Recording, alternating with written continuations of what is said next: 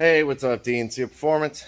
At the shop again. It's Monday, and we are still plugging away on Joey's Monte Carlo SS. So Saturday I came down just a little bit. I already got the motor all together. Valve covers are on. Springs are in it. Everything's in it. So that is ready to go in the car. And Saturday, when I came down, I just did a few things. I mounted the fuel filter, which I'll show a little bit later. And then I took the tank and I put the new sending unit in the tank. Put the sending unit wire on it. This one. This is the one that goes up to the gauge. The ground came on the sending unit. And then I got these compression fittings, so 3/8 and a 5/16, and these lines are meant for like a rubber. So on the end they have like not a flare, but it's kind of a flare where they bubble the line out to hold the hose on after you clamp it. I actually cut those off on both lines, and I file them real good and everything, blow them all out real good. Got both compression lines on, and then I ran the feed up and over basically exactly where it was in the stock location. How it came through there. There was the clamp there, which I'll try to get the clamps on that same spot.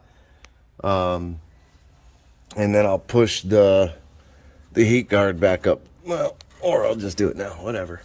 But I got the tank ready to go in. I had to lower the car because my little pump table that I usually use has the transmission on it. So I just lowered the car, have it sitting on my sweet stool. Got the lines hooked up, so the tank is ready to go in. That's 100%. And then I ran the return line all the way up to the front, and I have a couple of clamps on it there. You can kind of see it coming through here just because I have it shoved up till I figure out where I'm putting the regulator. Then I have to run the feed from the back of the rail down to the front of the pump, which I got right here. I have both fittings on it.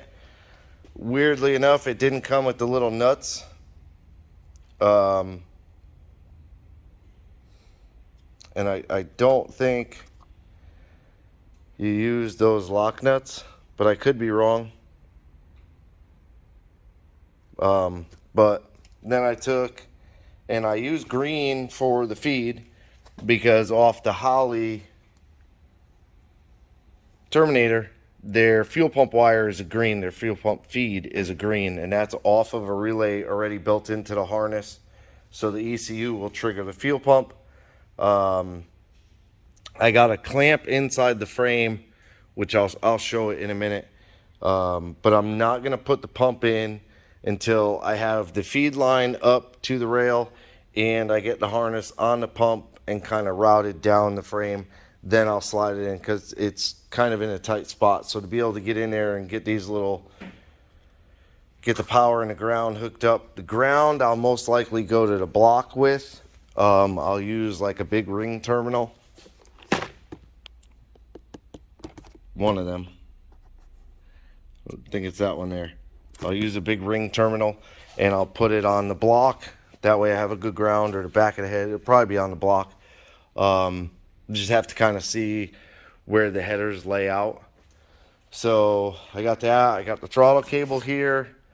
Bunch of extra fittings. And then these little double like hose clamps that they keep the line separated, which are pretty cool that they come in the kits now. That's about it. Still waiting on the Terminator X. Hopefully that'll ship this week, the latest, hopefully next week. Being that this week is Christmas and everything. And then, so for today, I'm gonna get I'm gonna get the tank set up in there, all bolted back in, and then I'm gonna Zach's car back, and I'm gonna push the Monte Carlo out and pressure wash the engine bay. And then once I get it back in, I'll start tearing through all the wiring and stuff. So I'll get started on all of that, and then once I kind of have a breakdown of what I'm gonna do, most likely I'm gonna pull the lines off the steering box too, and then get the lines off the pump, because I use these from ICT Billet, and I believe this is one side and this is the other side. I have to just double check. It might be this one where it has like the little knurl on it.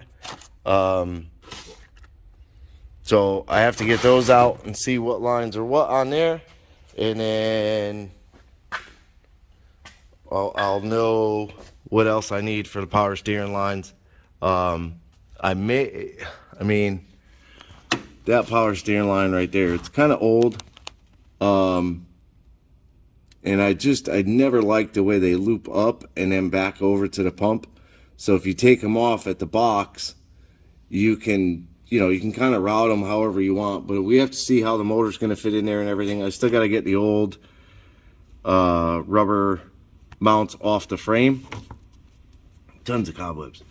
So I'll get started on all that, and then we'll come back and see where we're at. Okay. All right. So we've got the tank is back in. Straps are on it. Wires are still out. So on the old tank, this ground wire went to right here. Doesn't look right to me because this new one's got a big hole. It's almost the size of that screw head, but might be able to just kind of thread in a different screw, or drill and tap it with a different screw and get a big head in there. And then these just connect together like so. Hard to do with one hand. Yeah.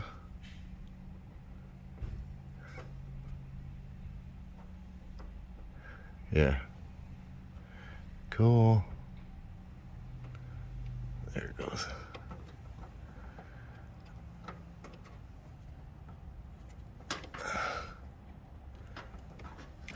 So that goes together. Now the sending unit's plugged in, and then the lines come out. So this is where the factory lines came out, and then they kind of went over.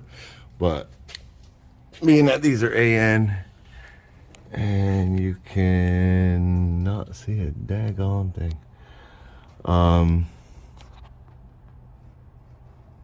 You can see the silver where they connect, and you can kind of see over here where they loop, but they're not pinched. They do move all around because this groove runs over and then in. So they're not pinched, they're all good. And I did put some anti-seize on the bolts so that we won't have any more trouble with them. And the lines are left a little bit long, so I can kind of do, something like this without having really sharp bends. I have, I kept all the bolts for that. Push the heat shrink back up, or heat shield. That's back up. So there's where I mounted the filter, and then the easiest way to do it. Oh yeah. Sorry about that. Like I was saying, the filter, I mounted it on the top side. Right there, there's a screw, and then instead of trying to make the line come like on the inside of the suspension, I brought it farther over on the frame and kind of looped it into a 180-degree fitting, which I had to use a reducer to the filter. And then the feed comes out. I already made the line because I know the pump is going right there on that clamp. So this is threaded, so the screw threads up into there kind of like a stud. And then there's a nut up top. Once I slide the pump in, I turn the nut down, and it comes far enough down that you can get a wrench on it to tighten the pump down in there. And then, like I said, I got to finish running the feed from the front of the pump up to the back of the rail, which I'll do once the motor's in and everything's cleaned up and all done. So yeah, pretty much, you know, the fuel system's pretty far along. Now it's just getting it cleaned up, getting those motor mounts off, which I'm going to do right now, and get everything cleaned up, and then we'll update. All right, so I kind of got a lot done, kind of bounced around, did a bunch of different things, but I got everything pressure washed, and I sprayed a little black on it to see, but like you can see, all the grease and grime is pretty much gone, for the most part. It came a lot clean. It probably doesn't show up good in the camera. It came a lot clean. Came a lot cleaner than it was. So from there, I kind of let everything dry out here and started kind of looking at taking the factory dash out. So I started pulling that apart, and of course it gave me a little bit of trouble with the odometer reset thing, the trip odometer reset. The lever wouldn't come out of the gauge, so I had to kind of pluck the lens over it and then pull the back half of the gauge out. I also pulled the kick panel to get the ECU out. This used to be like an electronic carbureted car, and then they're a pain in the butt, so everybody ends up switching them to like a regular carburetor. So what I did, just so I don't get confused right away, was I separated the harness. This harness goes into this plug, so I believe this is like all the powers coming over, your battery, your key on, ground, and then whatever the ECU will feed out, like a tach signal, maybe coolant temperature, oil pressure, if those feed out of here. But I have to trace these wires to, normally the plug sits in this hole right here. It snaps in that plug there, and then it has all the pins, and then the dashboard kind of pushes over it. So I have to trace those wires across to see what goes where. And then once I find where these go, I'll clip each one, pull it all the way back through if I can. But what I did was I kind of separated the harnesses as much as I could. You can see how these wires are like still looped and go through the firewall. And then I clipped all of what would be like, say, your engine data wires that go into the ECU. And I come out here, that harness fed through with these wires right here, came through in a big bundle under there. Can't really see it right now, but came through and out, and that is what I ended up with, taking out all of this big mess. And most of these weren't even connected because the car is AC. Like that plug there is an O2 sensor, whatever else. Map sensor was in here. I think that's this one. No, it's not this one. It's one of these, maybe this one here. Yeah, that was the map sensor. So like none of that stuff was used, but it was all left in the car. I don't like doing that. So now, you know, you get this big bundle, goes in the garbage box, all the crappy harness. So now what I'm left with is this harness here, which the plug is nice and melted. That goes up to these few connections that I just kind of got to sort through and figure out what's what, because I know some of it is AC related, and then some of it came to this box here. This is the map sensor, and I don't know what this is underneath. There's two things underneath, and I'm not really sure what they are. Looks like one is just a relay. So this back one might just be a relay, for like the AC compressor or something. But I got all of that stripped down, and that leaves that harness. I got that plug there. I'm not sure. I believe it's oil pressure, but I have to trace the wires in. But I got pretty much what I'm not using stripped out, and then I just have to sort through what I need to leave, which I don't think I need to leave any of these wires. And then these are the three that I'll just have to see what they're for, because they're the ones that come in at the kick panel right here. Actually, this brown one doesn't go anywhere. These three right here are those three wires out there, which, I mean, could obviously just pull them through, and then they're inside the car, so it'll be a little bit easier. Obviously, this here is joined off of whatever's going to the ECU. That might be your 12 volt key on power. So it may have powered like a sensor or something outside the car. I believe the pink with a black is going to be another 12 volt key on. The brown, I wouldn't even know. That might be oil pressure. That might be coolant. I don't really know.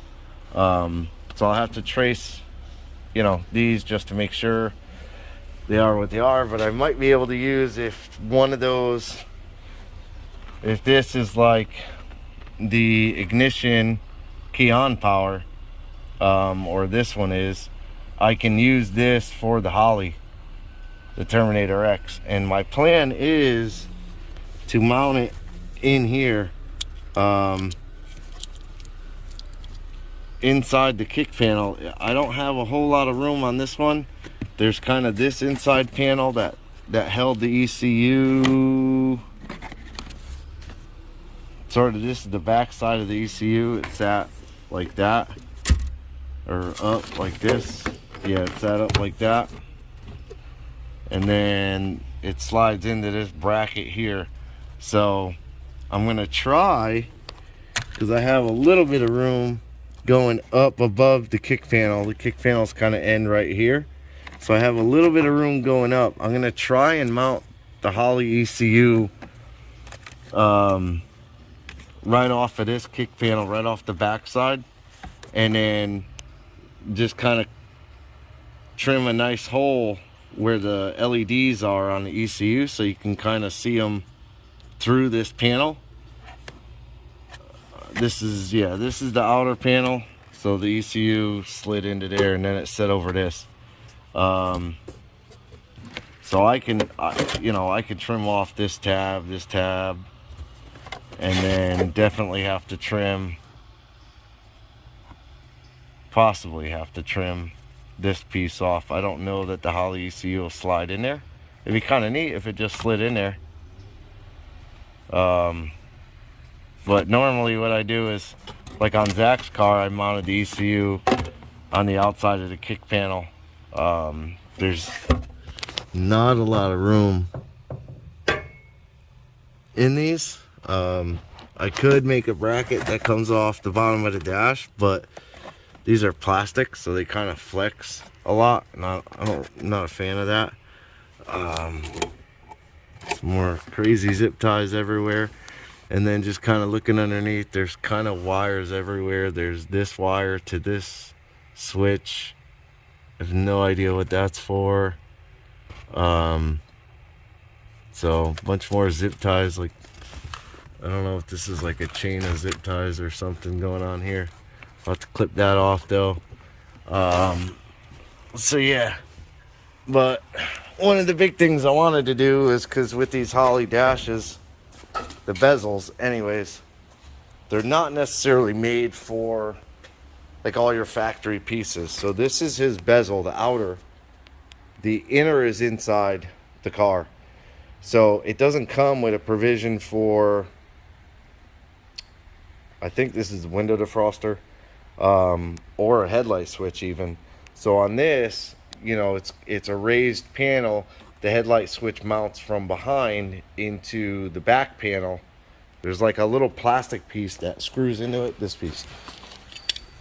there's this piece here that's screwed in behind this like that. Hoi. Screwed in something like that. And then the switch mounted to this piece, and then the lever just kind of pokes through that hole. So you, over here, I mean, I don't really have this option to mount this. It'd be nice if they, be nice if they did make a way to mount this piece so you hold the headlight switch. Also, there's no AC vent cut in it, so I have to figure out a way to mount that on the inner panel. Where's the inner panel? There it is. And I already pre-fit the inner panel inside that hole, and it does fit. So this is the inner panel. Obviously I have this piece. And this sits, I believe, like this. No. There it is, like that. So that sits in there like that. Kind of, it pokes through the back to get to the vent hole over there. So this will sit in there, but what I'm going to do is I'm going to put the back piece in, then I'm going to put this on, and then I can kind of use this piece to measure off, because that front half screws into this. There's clips that snap into this, and it screws all the way around to make it nice and secure. I also have to, for that plug right there, for the defroster, I have to cut a hole in the panel over here somewhere to be able to plug that in. And then that little wire right there hanging, I believe is just a light bulbs for like the speedometer. It was screwed into the back next to the speedometer. So I got a head start on all of that stuff. Like I said, my goal is to have everything pretty much in the car, hooked up, ready to go. Only other thing I gotta take out is the throttle cable. I have a new throttle cable for it. I'm gonna get that ripped out today. Probably figure out a way to hang this harness up. I don't really see any spots where it used to hang. Oh, it goes on the back of the bell housing. There's a tab there.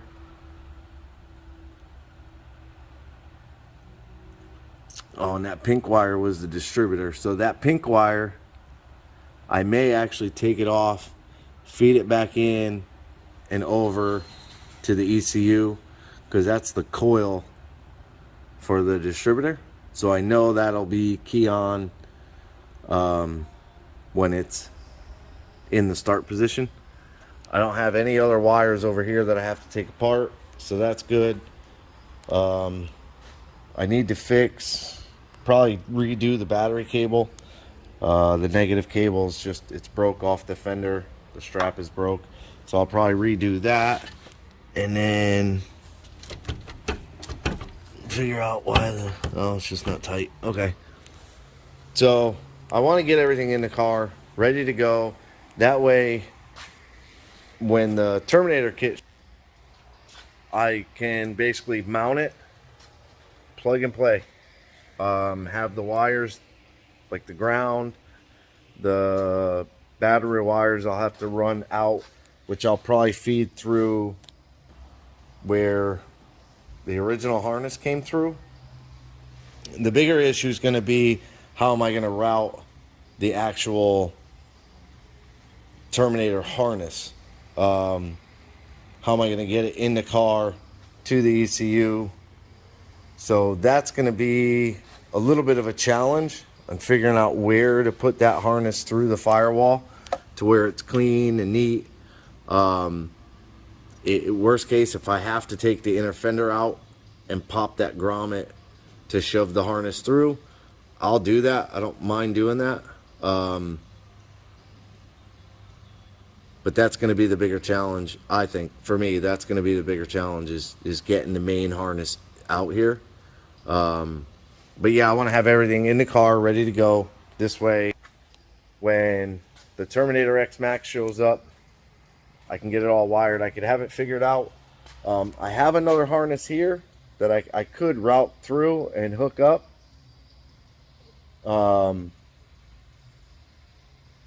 It might be a 58X harness though, so I'd rather not have to try and change crank sensor pinouts and cam sensor location.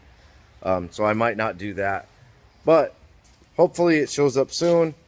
But for this video, that's it. I appreciate you watching.